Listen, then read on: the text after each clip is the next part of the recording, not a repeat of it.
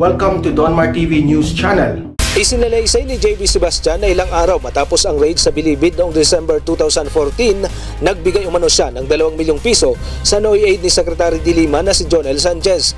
Kinabukasan, tinawagan umano siya ni Sanchez at nakausap niya mismo sa telepono si de Lima.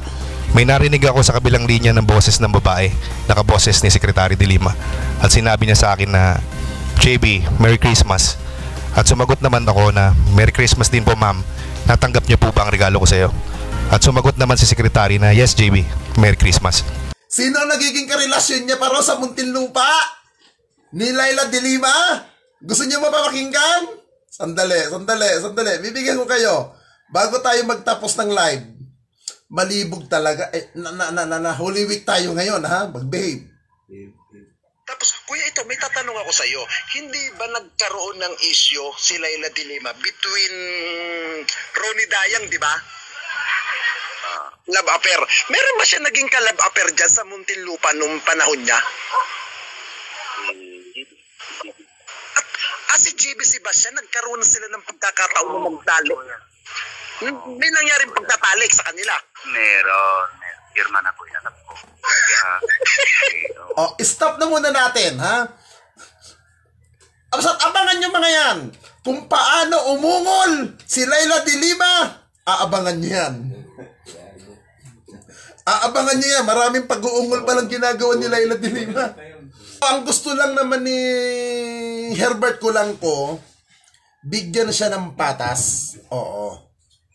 Ang totally nga sinasabi niya, sinasabi ko kahapon, na willing siyang mamatay. Basta't ang kanyang kamatayan mayroon kabuluhan. Oo, yun ang sinasabi niya. Hindi siya humihingi ho ng bargain, hindi ho siya humihingi ng immunity sa pamahalaan. Hindi niya ho kailangan daw yun. Dahil ang sabi niya nga sa akin kahapon, lahat ng sarap ng buhay natikman niya na, hirap, pag-angat ng buhay natikman niya na, wala na siyang hihilingin. Ngayon, ang gusto niya naman daw mangyari, bago man lang siya kunin daw ng nasa itaas o kung sino man ang kukuha sa kanya, magkaroon ng kapuluhan ng buhay niya. Yun ang gusto niyang maiparating. At sasabihin niya na ang dapat niyang sabihin.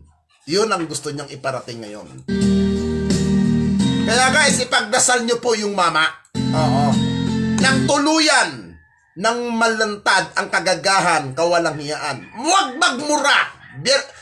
Sabado de Gloria pa lang tayo. Bukas tayo mag-PI. Bukas ng umaga. Ha? Bago pa mangyari itong problemang to, hindi ko naman ma-confirm. Of course, hindi ko naman ako mismo ang nakarinig. Pero may mga emisaryo po ito si Herbert na minsan niya na akong pinagbantaan at hindi lang ako, yung buong pamilya ko. Na sinabi niya na kung ako raw hindi mananahimik at patuloy daw akong kukontra sa mga programa niya, na hindi ko naman alam kung bakit niya sinasabing kinukontra ko siya, samantalang tuloy naman ng pasok ng mga kanyang instrumento, kanyang mga programa, uubusin daw niya yung lahi ko. Ibigay niyo, meron nga isang eksena na yung anak kong babae nanonood. Ang sabi, Daddy, yan ba yung Herbert? Bakit namimigay siya ng pera para pagamot yung bulag? Diba siya rin yung nagsabing papapatay niya kami? Pero bata yung nagtatanong. Kaya sabi ko, maraming nag-exert ng effort na pagbatiin kami at pag-ayusin. Sabi ko, walang problema sa akin. Pero ang kailangan talaga magkaroon ng change of heart, si Herbert. Isa rin niya sa tinanong sa akin ikaw bilang pare, sabi sa akin, hindi ka ba nag-attempt na pagbatiin sila? Sabi ko, hindi ko pa sila pinagharap, pero kinausap ko isa-isa. Pero napansin ko na kung di mukhang malayo pa ang panahon para magkasundo, ang punto natin wag na lang silang mag-away. Oo. Ako naman lagi ko hinihiling. Wag na lang kayo mag-away. Kaya nga po, kumbaga, sige, magbigay na lang. Minsan nga, sinasabihan na ako ng mga tropa, putang, bakla ka na yata, o duwag ka na yata, kasi tinitira ka na, inaaway ka na, tinutulungan mo pa. Kasi paano tinutulungan? Gawin mo, laman ng TV station mo, siya pa din. Kasi hindi ko naman masilip na porket hindi kami nagkakasundo personal. Sabihin naman niya, tinitira ko siya. Or ang binibira ko yung show niya. Kaya tuloy lang.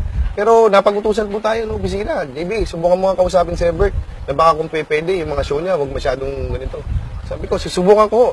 Pero mas maganda kayo magsabi, baka kasi masamain na naman Ito, pangit man sa akin na parang nagpapaliwanag ako palagi ng side ko at tungkol dun sa usapin namin. Pero kung ito ho ang kinakailangan talaga para maging klaro yung mga issue. Ngayon yung para sa mga kaibigan ng iba pang nandun, ilinawin ko ho, wala ho akong kakayanan At wala akong kapangyarihan na utusan ang HOT, utusan ang NBI, utusan ng Department of Justice Secretary, ang Bucor, ang kapulisan, na pumasok na sabay-sabay rito at ipahuli ang mga taong yan kung yun yung iniisip nila. Oo. Eh sana ho, kung ganun ako kalakas, pinalaya na ako ng gobyerno. Pangalawa, kung sakaling iniisip nila na ako ay tawiwit, kung meron ho akong binibigay na impormasyon, kapalit ng pribilehiyong kung ano mang iniisip nila na ako ay pinoproteksyonan dito, alam naman ho ng lahat kung ano nangyayari rito. Hindi lang naman ho ito impormasyon na tanging ako lang ang nakakalam na para palitan ng pribilehiyo na ganun. Alam ko, Monsi, naiintindihan nyo yung ibig ko sabihin. Kaibigan ko rin sila, kaibigan ko sila. At sana makagawa rin sila ng paraan na magkasama-sama sila ng pamilya sa mabilis na panahon dito sa maximum. Pero sana nalinaw ko yung concern. Yes. Nung nakaraang Biyernes, pinapunta ko yung mga madre doon sa kanila. Nagpadala ng, kasi tinangay sila doon, wala man lang mga dala kahit na ano, kahit toothbrush, wala man lang. Pinapunta ko yung mga madre doon. Gusto kong pakita sa kanila na may concern din ako. Hindi nga lang sila nakausap ng mga madre, pero nagkita naman, nagkawayan lang. At yun nga, pinapunta ko din yung mga madre. Sabihin, parehas tayo, mahal ko sila, mahal kita, lahat ng bilanggo, gusto ko magkasundo tayo. Talaga lang, yung unang tanong lang sa akin ng reporter na may tension, gusto ko lang talagang wala yun. Gusto ko rin mapaliwanag siguro na napaiyak ko yata yung asawa mo sa panonood ng TV. Hindi ganun. Natakot po eh. Natakot hindi po. ganun, JB. Salamat po, salamat po. Ako naman po magtatanong, Monsi, isang maiksing mensahe para naman sa mga kasamaan natin na nanonood ngayon. Ano ba yung mapapayo ninyo sa mga kasama natin? Kung ano po ba yung tama, ano po ba yung sapat, o ano po ba yung akma na paraan ng pamumuhay rito sa maximum para maiwasan natin yung mga ganyang issue o yung mga ganyang bagay? Okay, unang-una, no, ang mga salita ng tao dito, pwedeng pakinggan ng iba at madagdagan, parang chismis ba, na kuminsan nakakasakit kahit hindi totoo. O si JB, ganyan-ganyan. O kaya si ganito. Kung wala tayong pagbabasihan, tumahimik na lang tayo. Halimbawa, masakit sa loob kayo sabihin nila, may listahan. Anong listahan yun? Kasama si JB sa listahan. Bakit? Nakita niyo ba yung listahan? Yung mga ganun ba? Huwag na tayo magkalat ng mga impormasyon sa mga kapatid ko dito, ha? Huwag na tayo magkakalat ng mga informasyon na wala naman tayong pinagbabasihan. Na wala naman talaga tayong tunay na masasabi nating basihan. Sana, kung meron tayong ikakalat, yung mga mabubuting layunin ng bawat isa. Halimbawa, hindi ko naman sinasabing ipagkalat natin na pinapunta ko yung mga madre doon para bisitahin. Hindi gano'n. Pero huwag naman kakalat na, si Monsi nakipag-usap kay JB. Bakit? Si Monsi, ginamit pa ni JB para lang yan ang susunod di ba? Ayan, no? Actually, JB, akong nagnais na makipag-usap sa iyo. Salamat po, Monsi. Hindi mo ako pinatawag. Nagpunta ako dito, no?